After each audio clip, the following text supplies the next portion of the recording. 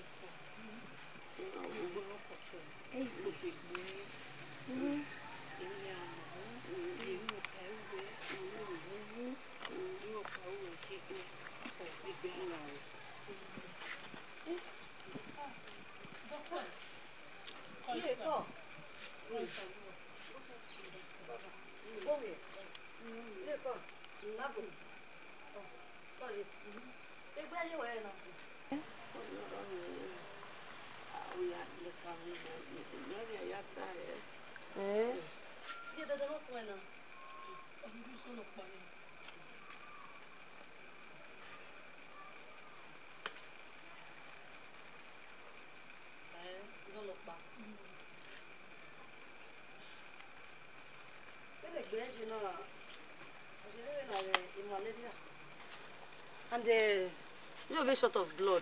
Beside you. You don't need I think about what see. So you better get a syringe way motor man. Need sample blood away so that you don't need test in there. Come on, I'll be right back. Where's the doctor? Because I will see.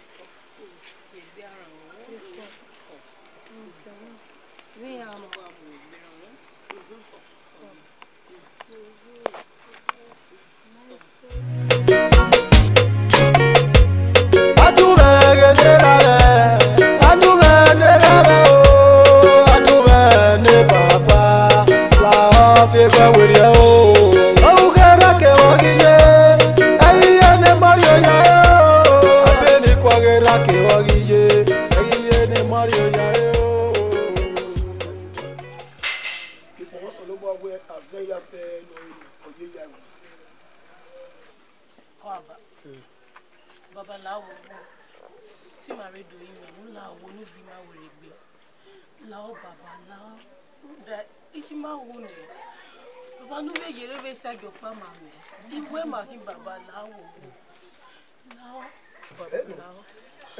Azeni me na me kwenu wa we lama. Undeni mana esa ge pan so pa. Azeni ju wari ni wani no ya wo okay wuni. All of us work the team with the wa me na. Wona ni oni ga logo.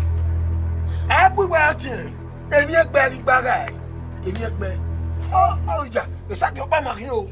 So pa go wa na no ro o ga logo. Wa be ti gbe la wa na o ga logo. Baba Ijima aze. Omo ti je baba ya aze. O so baba la wo la o. Baba Ijima kewu mo kiawe. Mo kiawe baba wo pon e. Ina ya so mo na ti le lo kiawe. U do we me we kaka bo. O we mi mo kewu. O so mo na me ti le lo kiawe. U ba ku. Iju e no se no mo na me ti o mo do be. Un da se no ro e ko ni ase dan no eni. E no. E no ma ja ni me je ja nya be ka gba. Ase no ro e ko ni e je mi o gbe no ya ye. E tete ro ri. Akoya gba ene we ase. Oh, ni àwọn máa.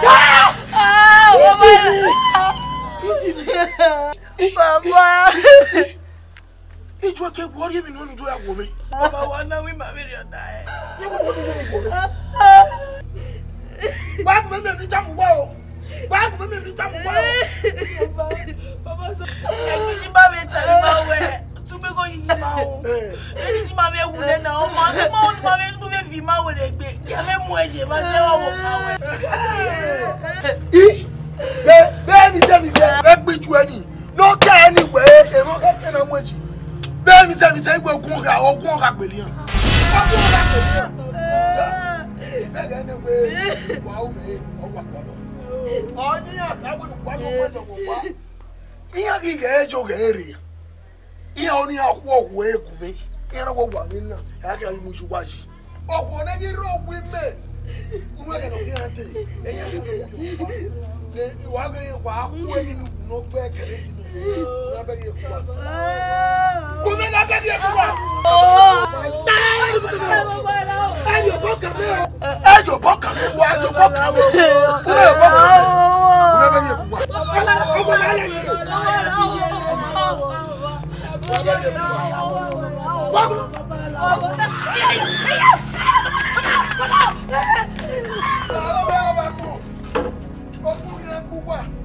Kuwa ke gbiju wa ni kwa pola lela o ko ni ju wa u ke ba se gba yo ka kuwa e gbiju wa ni bi ya sun gbe de boro pa be na fi yan polo mo guni iju wa na sa kwa sai mi o ma ewu o be ti ju sa no se o ke bora gbon o ki gure na e ti ya wa to ogun ogbelu wa gbe gbiju wa obu wa gba mi gba e bu wa na mi Uwana mi kama o, uwana mi kama ye, uwana mi kama o, uwana mi kama ye.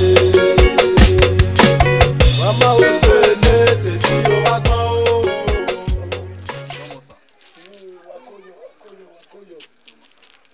Wa gui imamo bo ju wa be bo na. Wa we se ba ija je o yan. Ya mo bana de na. No wa. Ini mo Michael Sazuwa. Any man I Mr. Odion. Epa, Obu Ogibu, man. Adiobagi man, Radia, now where Toheki, no Yahu, and no heki near in a key on the gates. Love you, boy. Look at our window. You got me a boy.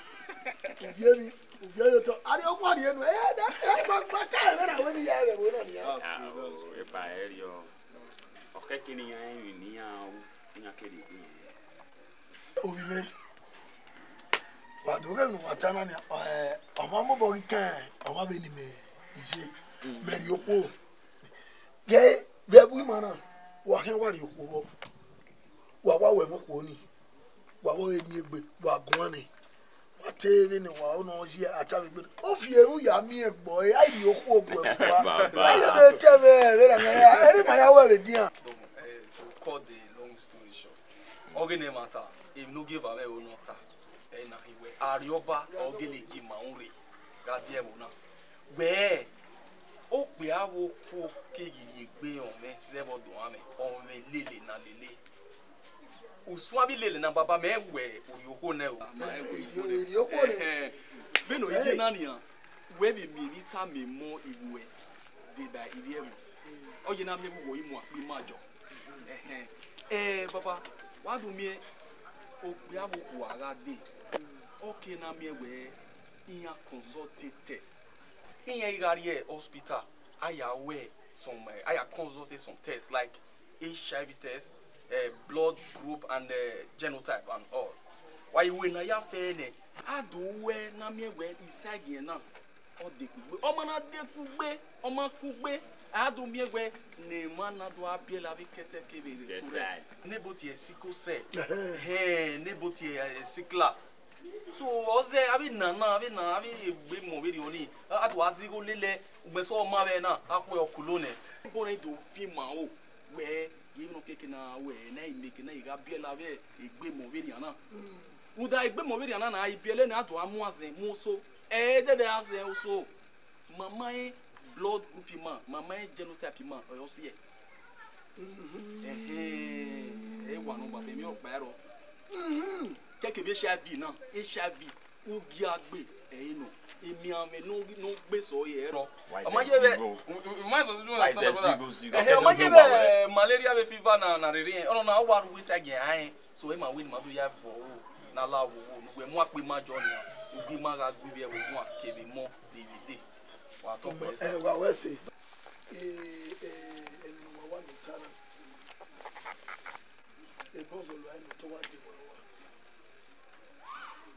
on has a visitor, no way coming no more. Yeah. What was it? Thank you very much. Mama Osene, Ceci Omato, Uwamemi Damaye. Mama Osene, Ceci Oye, Uwamemi Damao. Mama Osene, Ceci Omato, Iye Gagumao. Mama Osene, Ceci Oye.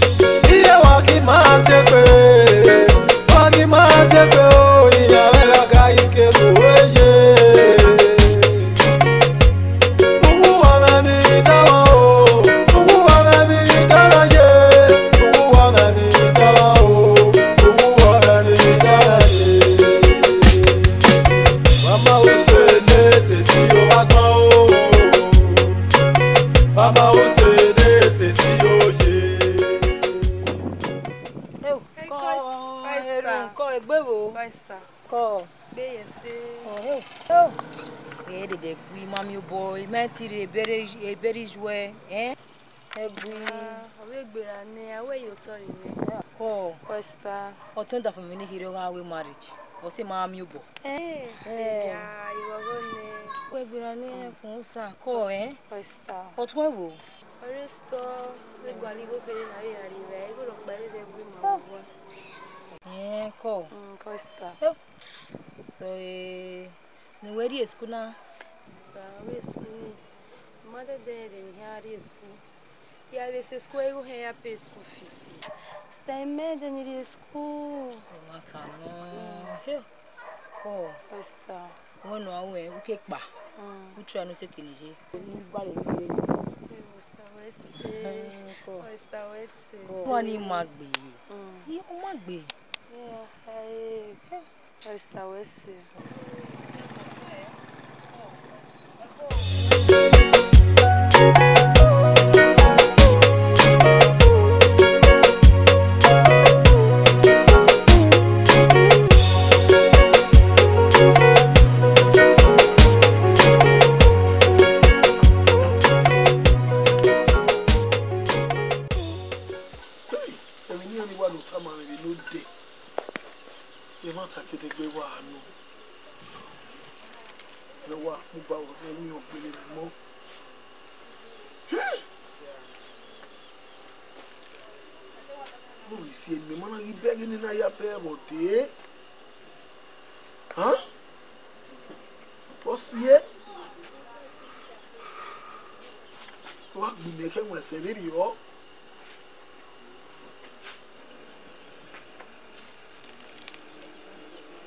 Amaje school. The time you know what I'm work for. Kaya Jerry in my bed. Maria bin my young way. Maria opposite I know. Hey, Maria won any. Huh? Miti aria ini ya muere. Ni alogo. Wa mu re be wi opele mi mo. Ibi le na make ni da won do re gije. Make ni bi me gije.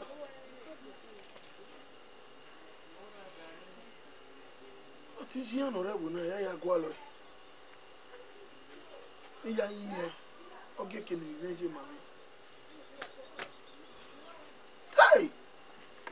Adu, woru ohun adu. Amaje school, ese de mi mo gbe. O gbe amunya ni gbe, e ma. Gbogbo so mo ri ayin mi, yo keke na ri ayin ku eri.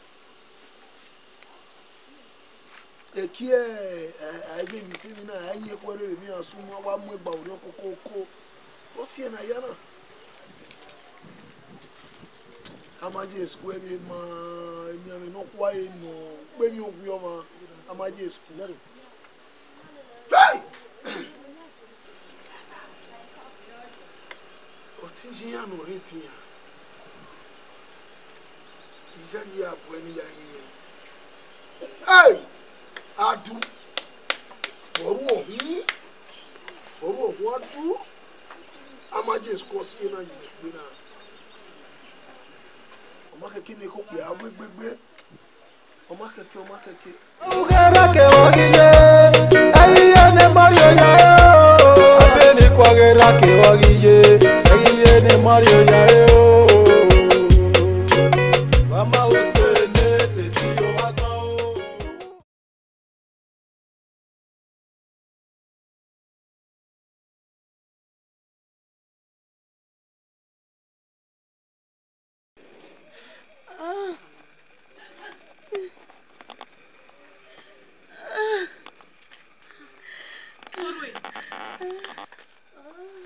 Orwe. Walking. One way.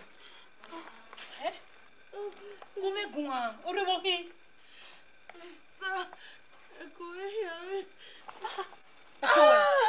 Ko. Dele não sonha.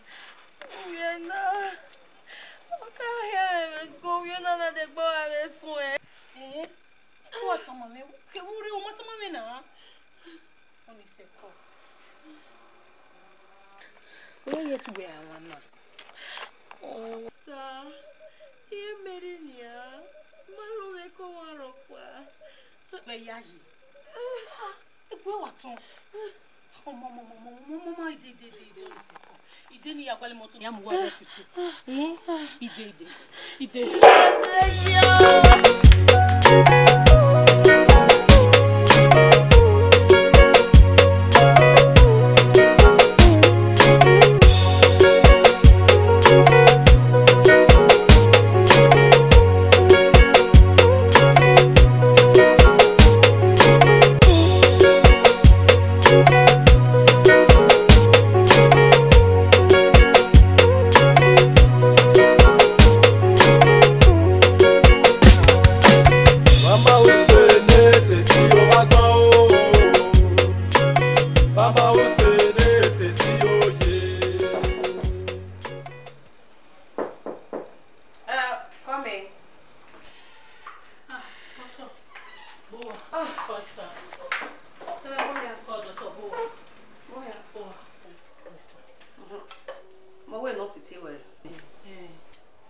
So, the test and the scan ma carry out from your sister.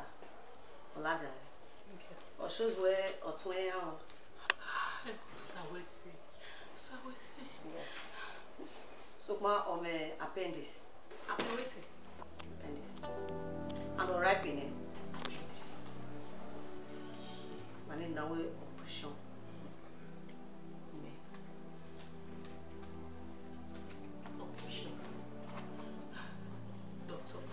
Lao, io come no. Io porto ni utabo na iwe. Mo ni ro pa we lao, doctor. Doctor Lao, worry io come lao. Calm down. You have your mom. So mom, you need to know what like 150 to 200,000. Ah, or die with. Doctor viana mie. Because in case of or worst in it. With the operation, I need to invite a specialist to join me. You know? So, we need nobody going on. Doctor Lao, yeah. Imi wona. Imi wa no mo le. No, doctor na. Oh, doctor. Why ya? Why ya? Ma. And yeah, having to lose money and one here in theater. And you have a college doctor on the back with the operation. And on your way out, you may not see your name so that you have a no sign for the operation. Come down, it's okay. Who is it?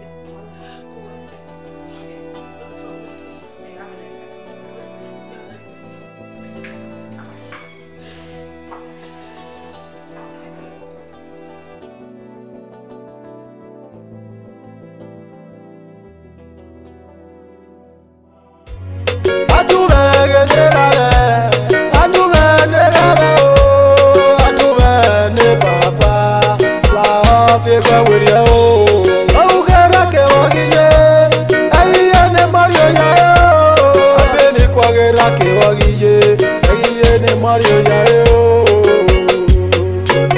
Mama usene sesi obato Uwa memi damaje Mama usene sesi oye Uwa memi damao Mama usene sesi obato Iye gabuga o Mama usene sesi oye Iye gabuga o Sesi obato Iye gabuga o Mama usene sesi oye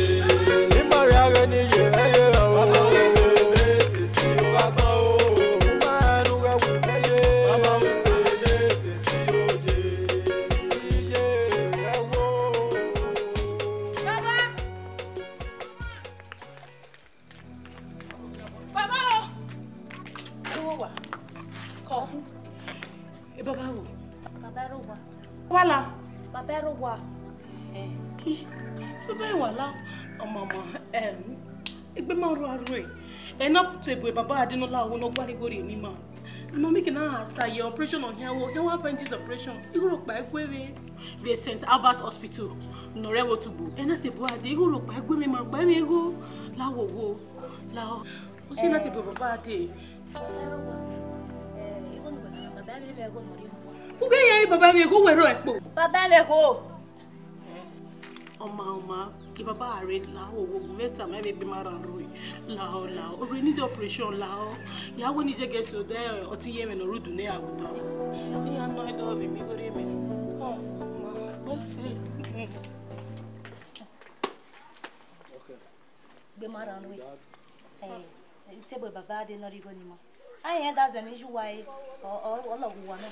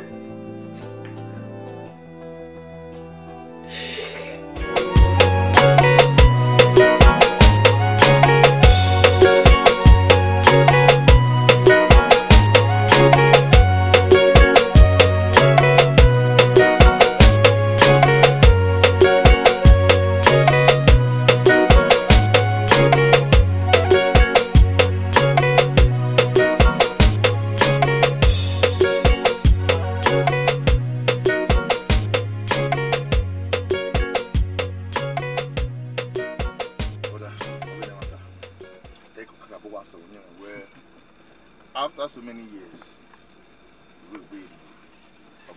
Oh, what was it? Yeah, the great team is up. I will my easy. I don't know. We will my easy. We are my idea. We will be me upon our parent doji. We will my easy. Put on out jacka. We are the overall. We are going to pass through 6 o'clock. Yeah, the 9 o'clock. Oh, my video. So I will remember that. That was up, I say. We are going to marry another way. Wow. We are marking our police who is 20 naira. We are marking our my phone with Boho, who has summer Boho. Everybody easy. We are coming where we are the mammy. So you know, you are that way. Oh, I'm like you said it was. All the same. Okay. Doctor, here I am. Baba, the father was near doctor.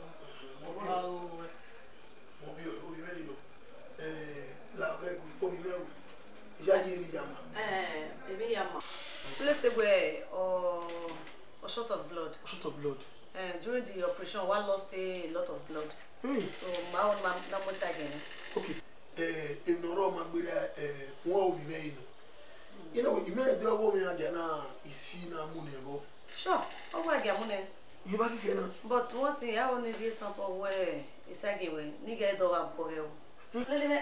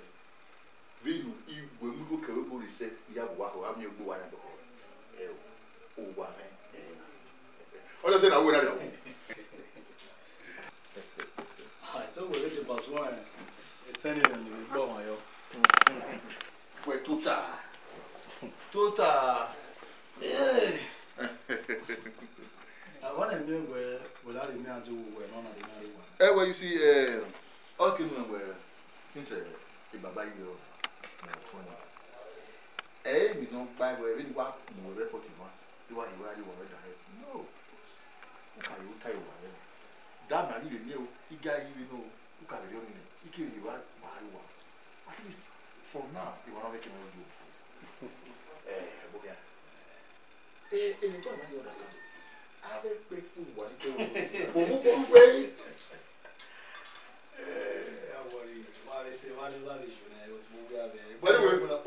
you're welcome.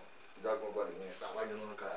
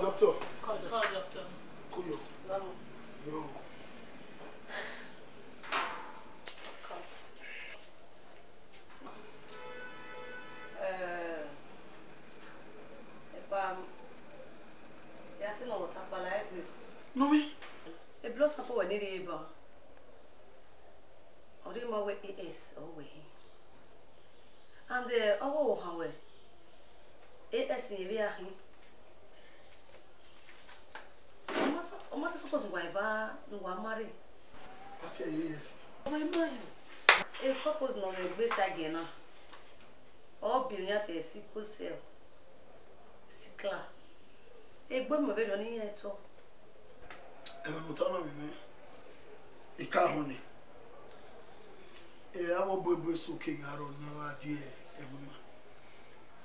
You don't do my man, you don't mamma, meaning, I don't do a tower when it's saggy on our papa or logo, the baby of Tana. Where you can mock him on your middle, be a yara, you will. A camera said, or else, Madame, and I will make Azera no bege. Our boy need to tell my men make it one where a walking in my eye. Asin, where we China, you know. Anyway, a blossom and marry bar among for all you.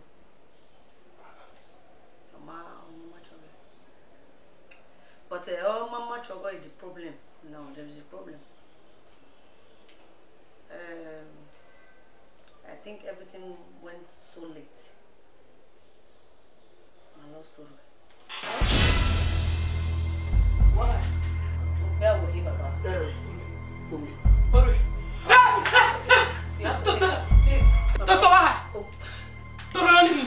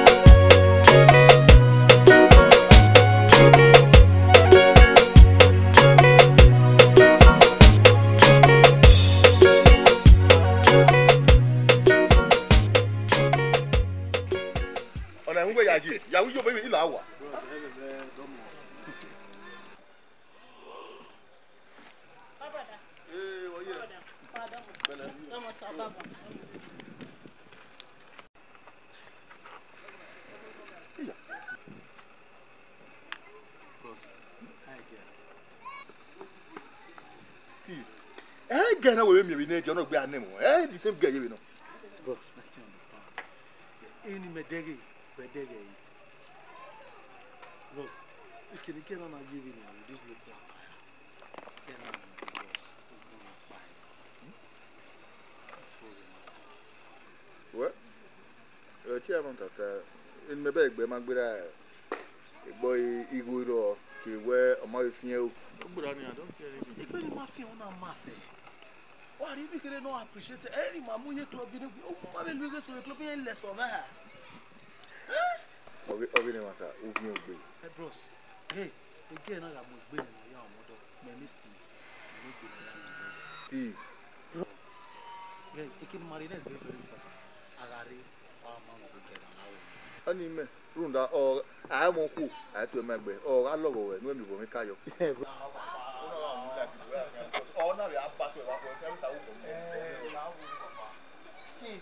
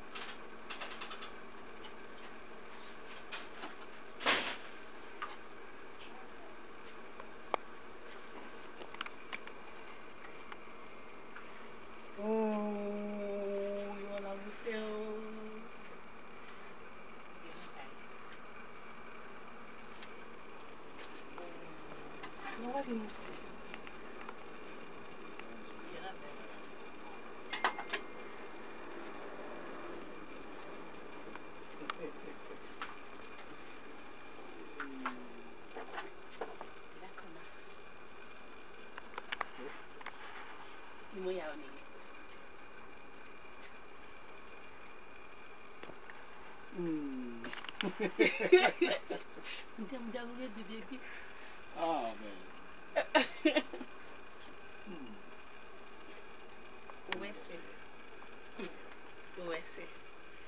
Uwese kakapo. Uwese. Okay. I'll be you.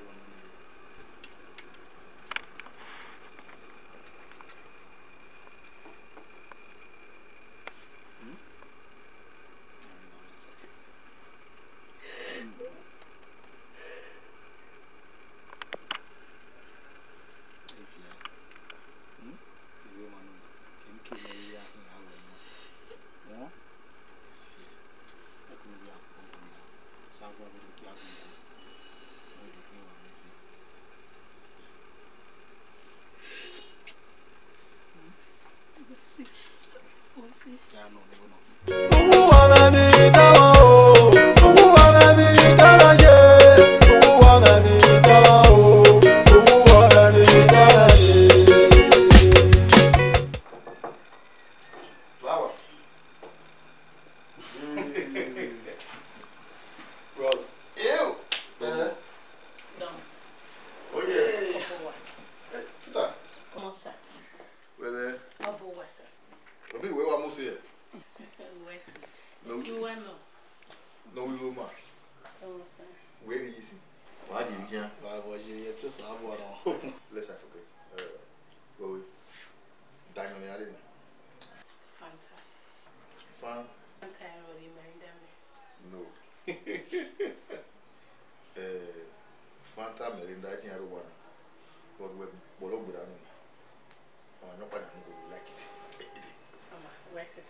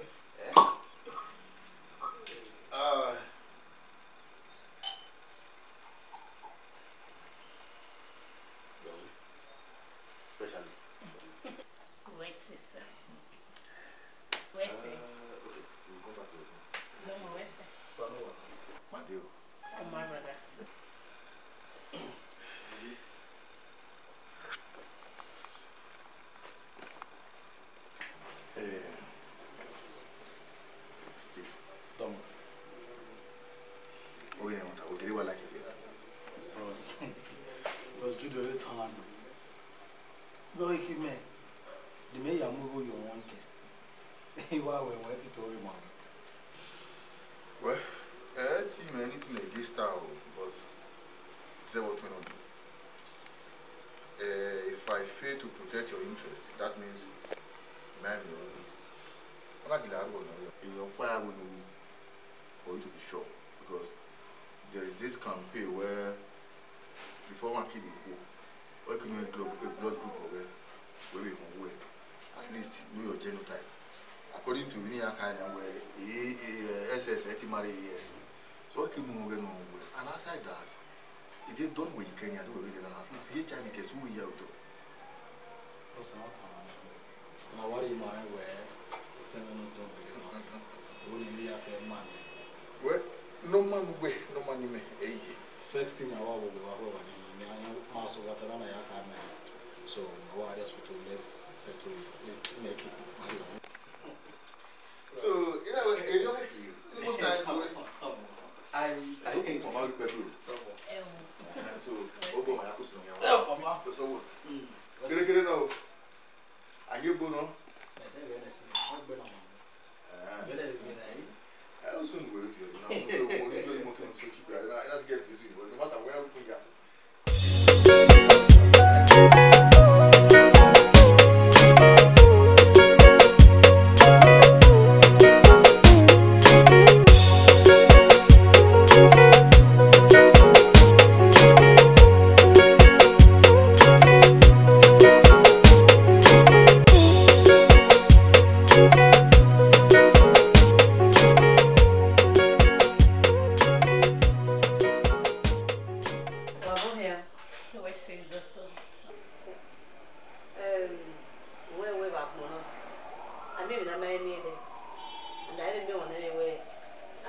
baby.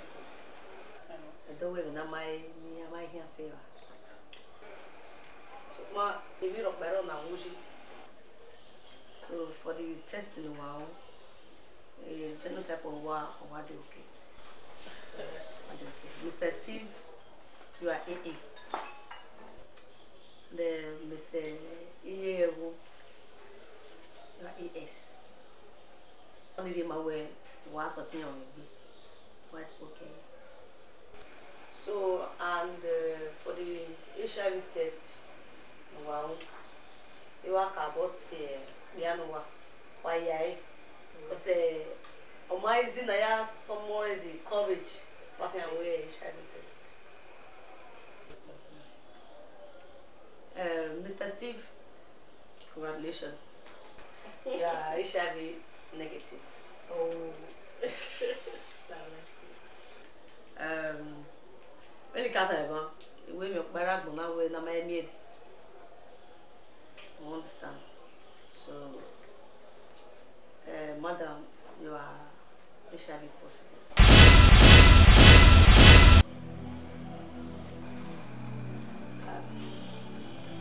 Sorry.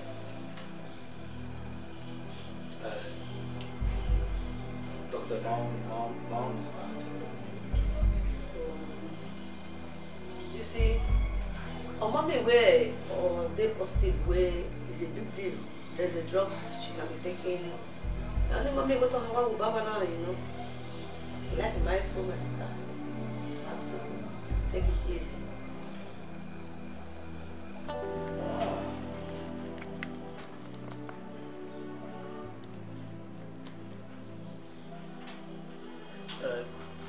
Doctor, anything I said to you on this? No, loud.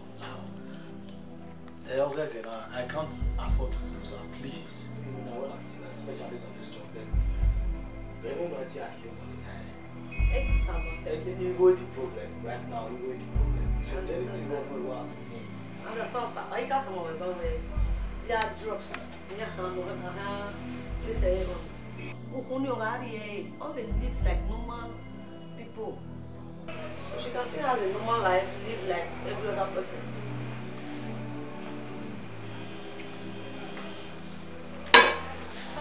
Ah! My friend, I'm sorry. Sorry.